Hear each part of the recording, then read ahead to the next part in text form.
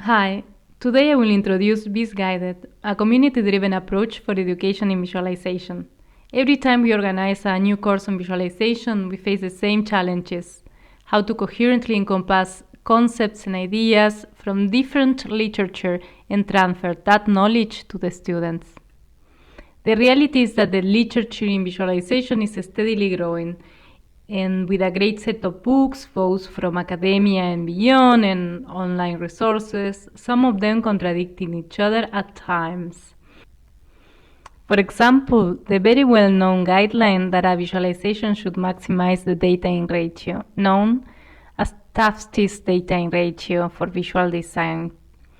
This principle has been and is used until today, and it's the source of many debates. Basically, what it means is that we should avoid the use of unnecessary ink in our visualizations. There is another example, for example, the paper on useful junk and its effects on memorability and visual embellishment. These two papers are evidence that while these guidelines are often seen as part of our collective wisdom in visualization, they naturally do not cover all the nuances that are present in concrete real-world scenarios. This opens up opportunities for new research and visualization tools, such as the InfoImages paper last year at Eurographics. With the exceptions, often undefined scope, and conflicting supporting evidence, applying visualization in the wild poses major challenges to the next generations of visualization practitioners and researchers, challenges that they must be prepared to face. In educational context, these challenges provide the students with opportunity to develop critical thinking on literature that is available, as well as the ability to discern the whys, the hows, and the whats on the visualization field.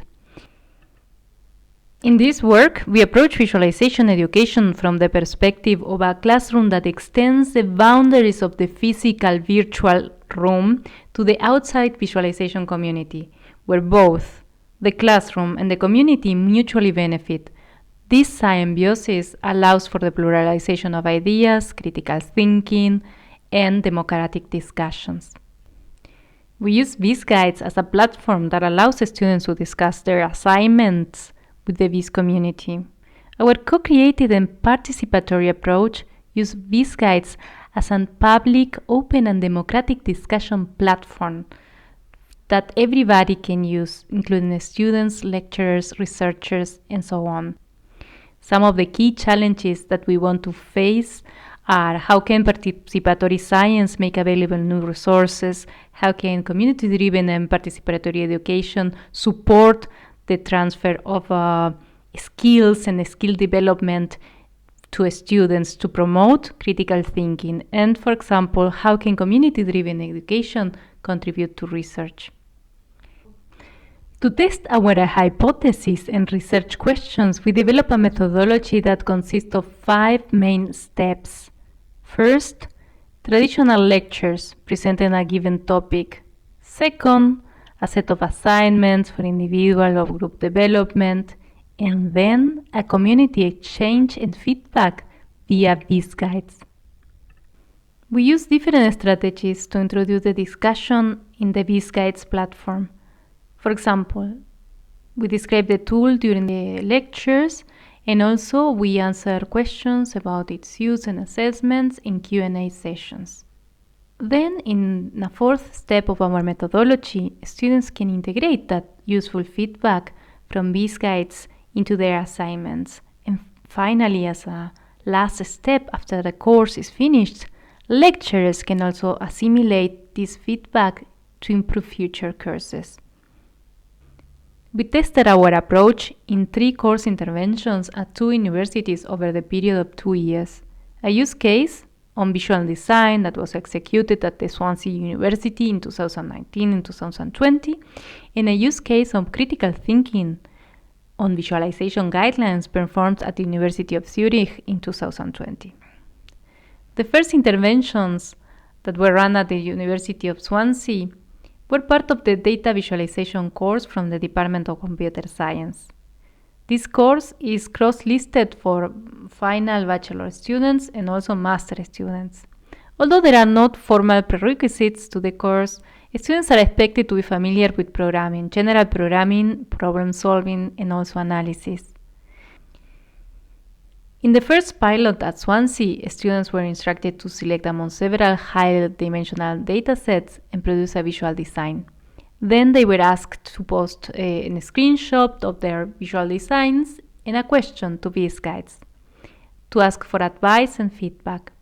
In the second intervention, students were instructed to use a particular high-dimensional dataset and produce a visual design. Then they were as well asked to submit a screenshot of their designs and ask for advice at VisGuides. In both cases, they could choose among several visualization techniques and visualization tools. Interestingly, when analyzing the top 3 chosen visualization techniques, we noticed that there are always selected in both cases, 2019 and 2020, 3 maps such as choroplets and symbol maps, and packed bubble charts.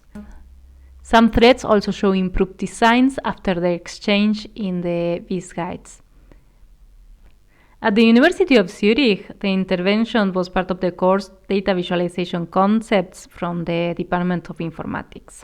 In this case, students are enrolled in this course as a bachelor or master students, and they can have a major or a minor in informatics, but may come from a diverse range of programs such as biology, mathematics, business, economics, etc. So in this case, we introduced a 2-step exercise. First, the lecture, visualization guidelines, and then a first warming up exercise on discussing visualization guidelines. Students were instructed to select a guideline from books or from VisGuide with the goal of preparing students in critical thinking, challenging and debating on visualization guidelines. So afterwards, in a second exercise, students were asked to voluntarily and optionally post a question or answer a post at VisGuides on a given topic or open problem, or discuss a controversial guideline.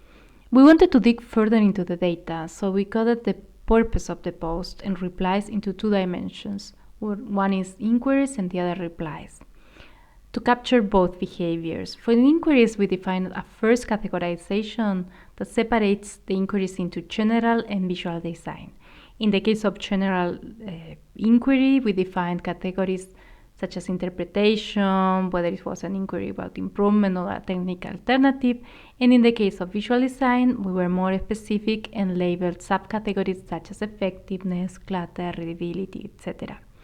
In the case of the replied, we coded whether it was a reply with an improvement advice, an alternative advice, or additional educational source.